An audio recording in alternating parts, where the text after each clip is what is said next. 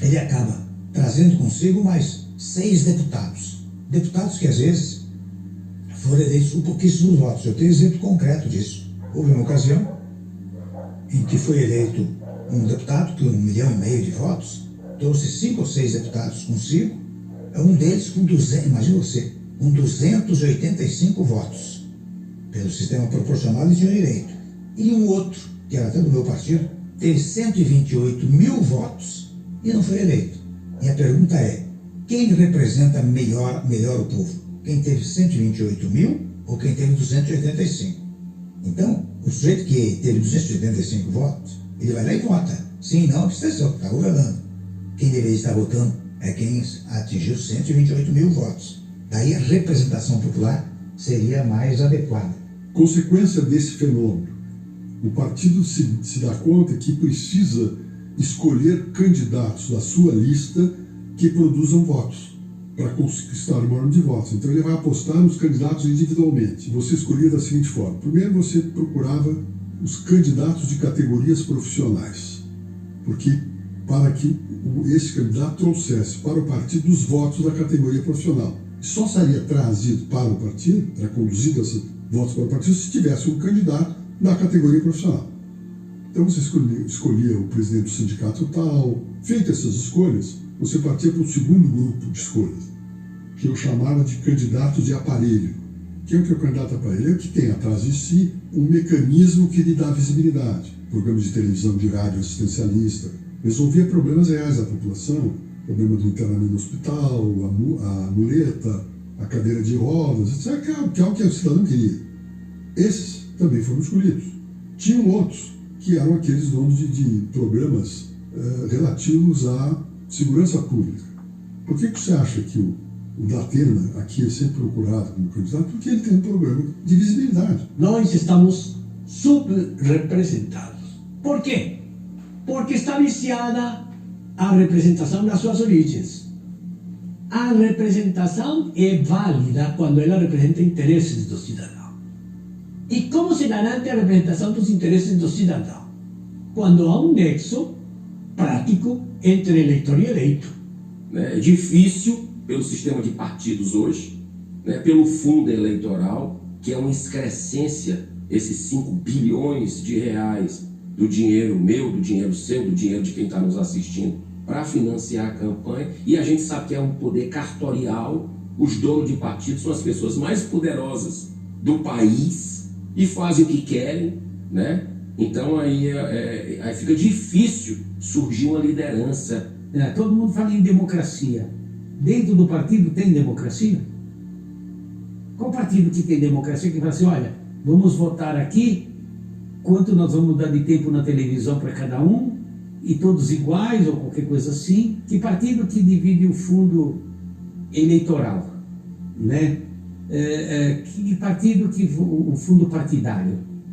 Tem partido aí que ele recebe o fundo, a família da diretoria do partido consome o recurso. Na década de 80, no final da década de 80, apareceu um personagem novo dessa categoria que eu estou referindo. Era um personagem que tinha povo, tinha tribuna e tinha recurso. E os partidos saíram atrás dele. Eram os pastores evangélicos. Quem trouxe os pastores evangélicos para a atividade política foram os partidos da década de 80, da década de 90. Então, tu observa as confusões que dá um sistema eleitoral que funcionou, que não funciona mais. Então, agora tem que se discutir um novo sistema eleitoral que possa... E aí, na discussão desse novo sistema eleitoral, está vinculado também a, digamos, a perda de poder dos partidos na representação popular. E eles não querem mudar. Né? Você vê que teve uma discussão de uma mini reforma eleitoral esse ano passado, e a questão do voto inspirado até no parlamento alemão, mas infelizmente a maioria não quis. Né? Depois de garantido o fundo dos 5 bilhões, o pessoal não quis mudar dessa vez. Então o projeto de poder, de vida, de continuar no poder pelo poder, é muito... faz atrasar muito o nosso país. É uma mediocridade, e o que é pior, não há chance alguma de se recuperar, de melhorar só de dentro para fora. A classe política sozinha não vai fazer nada que melhore esse quadro. O sistema de baixa representação e a distância do povo criaram um cenário para o surgimento de uma nova classe política. Uma classe de deputados que beiram a invisibilidade pública, mas que dentro do sistema controlam o que é aprovado e reprovado.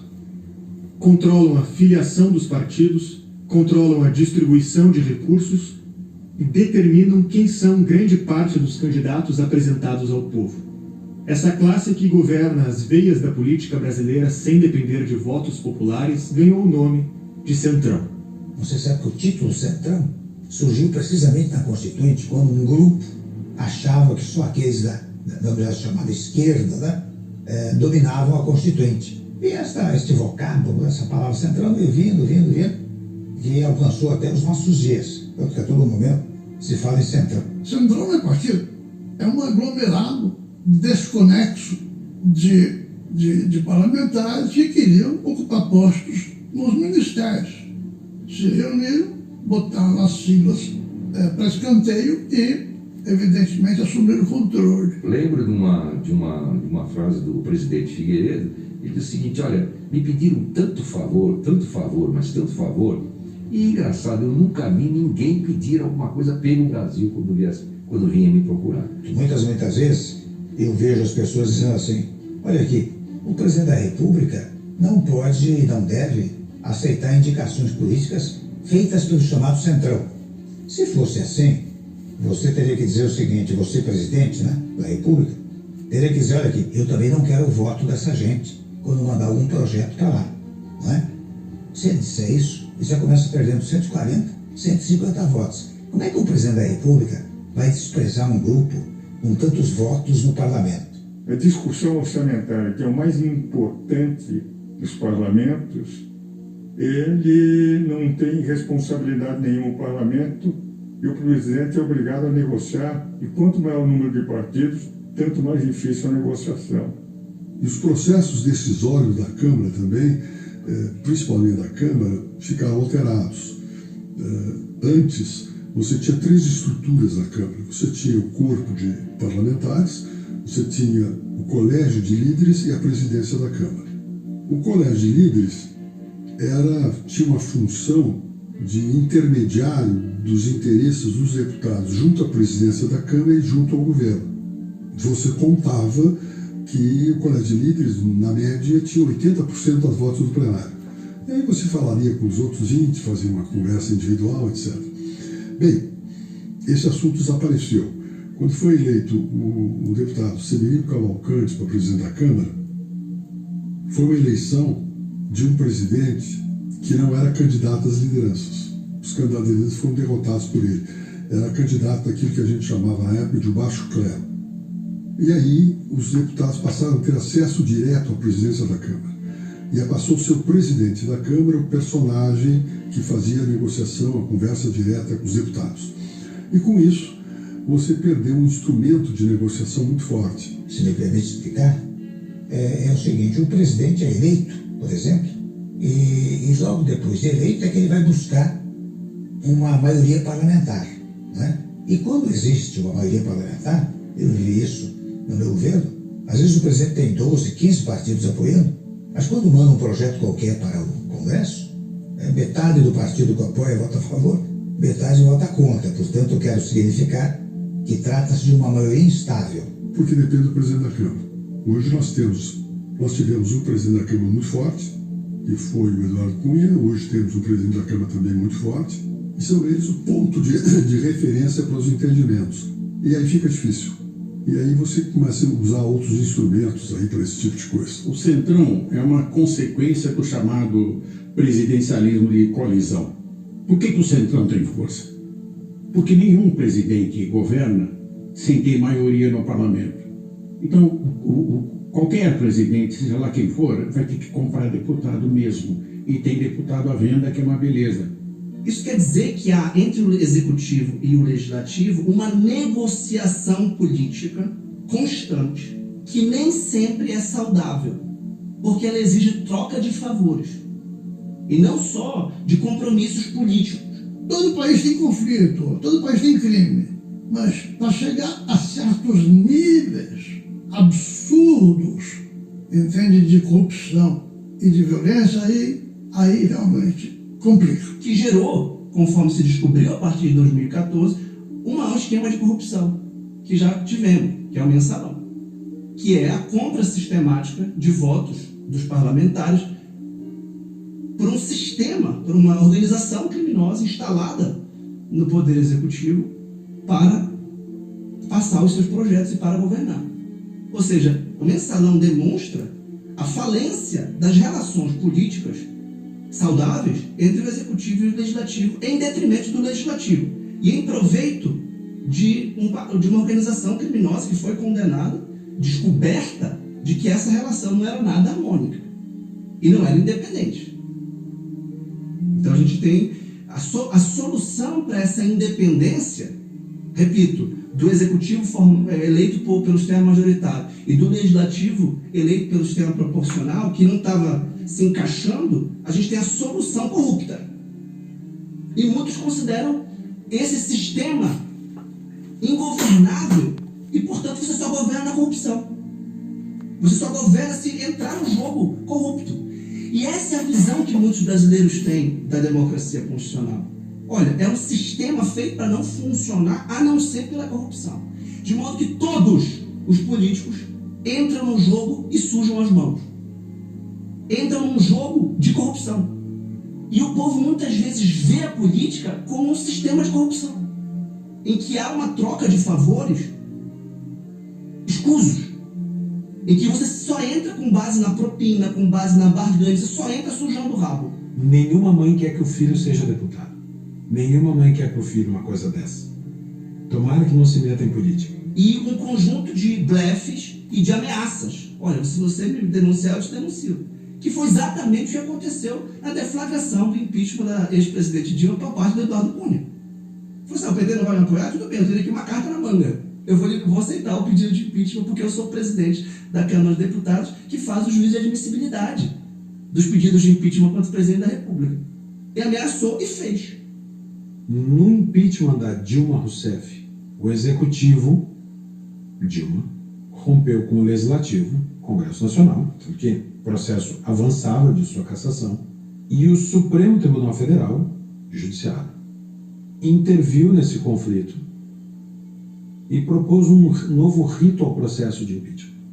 Absolutamente extra-legal, extra-constitucional. O que o Supremo fez não estava na Constituição, não estava na lei, não estava em lugar nenhum. Eles inventaram um rito novo para o impeachment da Dilma. Se esse fosse o rito constitucional, o impeachment do Collor tinha sido inconstitucional. Eu digo, foi o primeiro caso em que a Constituição foi flagrantemente desobedecida pelo Poder Judiciário. Então ela tinha que ser afastada do cargo, ela perde o cargo com afastamento por 8 anos. Está escrito na Constituição, com afastamento de 8 anos da vida pública, de cargos públicos. Aí ela perdeu o cargo, mas continuou com os direitos do cargo público. Devia fatiar o dispositivo. E está claro, é com. Então, quando a Constituição expressamente determinava a perda dos direitos políticos da Dilma, o Lewandowski permitiu que a Constituição fosse desrespeitada, que os direitos políticos fossem mantidos. Nesse momento, se os dois, Executivo e Legislativo, não aceitassem o rito que impôs o Supremo, nós teríamos os 3 poderes em conflito. O que aconteceu foi que os dois aceitaram. A Dilma aceitou ser julgada com o rito que o Supremo inventou. E o Congresso aceitou implementar o rito que o Supremo inventou. Naquele momento, o Supremo se lançou como um poder moderador para dirimir o conflito entre Executivo e Legislativo. E a minha pergunta em 2018 foi: quem vai empurrá-lo de volta para a mesma linha dos outros 2 poderes? E ninguém fez isso. E o que aconteceu hoje é que, nas palavras do Barroso, o Supremo é o poder moderador da nação e o Brasil é um semipresidencialismo. Ou seja, o próprio Supremo fez o que as Forças Armadas faziam antes. Ele rompeu a ordem constitucional, se colocou acima dos outros poderes e não aceita discutir a sua posição de poder moderador. Não existe poder moderador. Porque moderar é aplacar, é conciliar. Não existe poder moderador.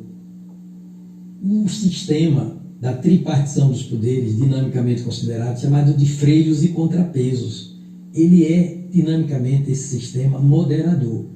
O sistema é moderador, por definição. Nenhum poder isoladamente é moderador. Não existe na república presidencialista o poder moderador.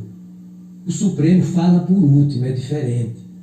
Há uma ordem lógica e cronológica. Sabe por quê? Porque se não houvesse uma instância estatal que falasse por último, os litígios, os conflitos se perderiam no interminável. Não é? Resvalariam para o infinito. Há de haver um ponto terminal. Esse ponto terminal tem nome: Supremo Tribunal Federal. Em todo país civilizado é assim. Quem dizia isso era Hans Kelsen, que foi o maior jurista do século XX e talvez de todos os tempos. Há de haver um ponto terminal. Vai ser o executivo? Não. Armado? Não. Vai ser o legislativo? Partidário? Não. Vai ser o único poder apartidário, por definição. Qual é o único poder apartidário? Tem proibição de se filiar a partido. Porque partido é parte, partido é fração, é parcela de opinião pública. Tem que ser um poder imparcial, neutro, equidistante, proibido de ter partido. É o judiciário. E é um poder que tem uma aura jurídica, que tem uma aura constitucional, e no caso da cúpula do Supremo Tribunal Federal, tem o dever constitucional, a vocação constitucional de ser o guardião da própria Constituição, que é quem regula o jogo político. E aqui tem um outro problema, que certamente é um dos principais da nossa época. Se o STF atua como uma forma de poder moderador, se a própria Constituição deu ao Supremo Tribunal Federal a vocação de ser o guardião da própria Constituição, e se a Constituição é um documento jurídico-político fundamental que organiza e estrutura os poderes do Estado e os direitos do cidadão, quem julga o Supremo Tribunal Federal?